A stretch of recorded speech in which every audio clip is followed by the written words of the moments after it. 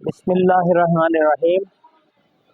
صیغہ number 3، جمع مذکر غائب کی پہچان۔ صیغہ جمع مذکر غائب کا پہلا حرف بغیر تعلیل کے مفتوح ہوگا، یعنی اس پر زبر آئے گی، اور اس کے آخری حرف واو ساکن ہوگا۔ واو ساکن کے بعد الف آئے گا۔ یہ جو واو ساکن ہے یہ واو مدہ کی صورت میں پڑھی جائے گی جب اس صیغے کے بعد کوئی الف لام والا کلمہ نہ آئے۔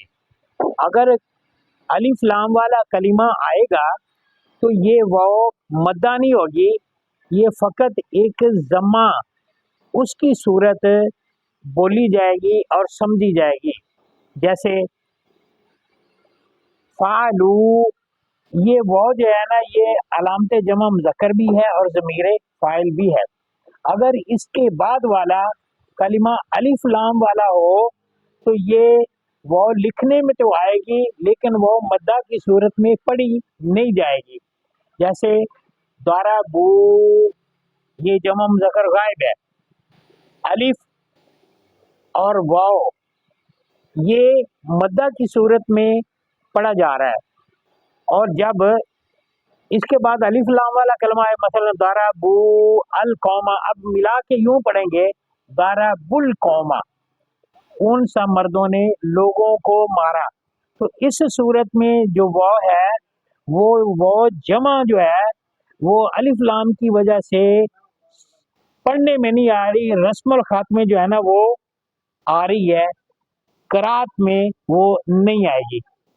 اسی طرح یہ واو جو جمع ہے اس کے بعد الف آتا ہے، اور یہ بات ذہن میں رہے کہ یہ جو واو عاطفہ ہوتی ہے اس کے بعد الف نہیں آتا، جس واو کے بعد الف آتا ہے وہ واو جمع ہوتی ہے۔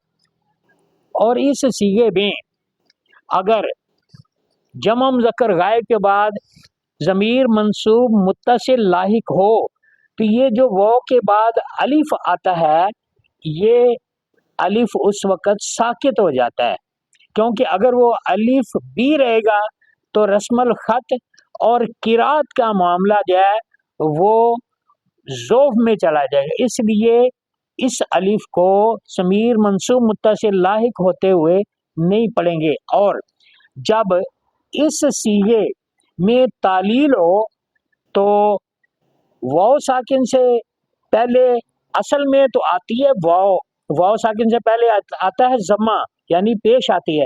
اگر تعلیل ہو تو پھر وہ ضمہ پیش جو ہے نا وہ نہیں آئے گا، بلکہ واو ساکن کا ما قبل وہ مفتوح ہوگا۔ جیسے رماؤ، اب دیکھیں واو جمع ہے، واو کے بعد الف آ رہا ہے، اب اس واو جو ما قبل میں تعلیل ہو چکی ہے، اصل میں تھا راما یو، یا کو الف سے بدلا تو پھر جو الف تھا اس کو التقاء ساکنین کی وجہ سے حذف کر دیا تو رما ہوگا۔ اب یہ واو ما قبل ضمہ نہ ہونے کی وجہ سے واو لین بن گئی ہے، تو اب ما قبل جو واو کا ساکن تھا اس کا ما قبل مفتوح ہوا، تو حروف مدہ جو ہے نا وہ 3 ہے، الف مدہ، واو مدہ، یا مدہ۔ الف خالی سے پہلے فتح یعنی زبر ہو تو الف مدہ ہوگا، جیسے قو، کاف الف زبر قو، یہ ضابطہ پورے عرب میں یہ ضابطہ سمجھ لیں۔ اور یا مدہ اس وقت ہوگی جب یا ساکن ہو ما قبل مکسور ہو، جیسے کی، قاف، یا زیر، قی، تو یہ مدہ کا معنی ہے لمبا کرنا۔ اسی طرح واو مدہ، کو، کاف، واو پیش کو، تو اس کو بھی لمبا کر دیں۔ یا دین جو ہوتی ہے اس کو لمبا نہیں کرتے، اس کو اپنی حالت میں پڑھتے ہیں، جیسے کو، کاف وازر کو، جس طرح رماؤ، اب اس کو رماؤ کا لمبا نہیں کریں گے۔ اسی طرح یا ساکن ما قبل مفتوح ہو تو وہ یا لین ہوگی، اس کو بھی لمبا نہیں کریں گے، جیسے کئی، کاف یا زبر کئی۔ تو یہ جو جمع مذکر غائب کا صیغہ ہے اس میں واو علامت جمع مذکر بھی ہے اور ضمیر فاعل بھی ہے، فعلو ان سب مردوں نے کیا۔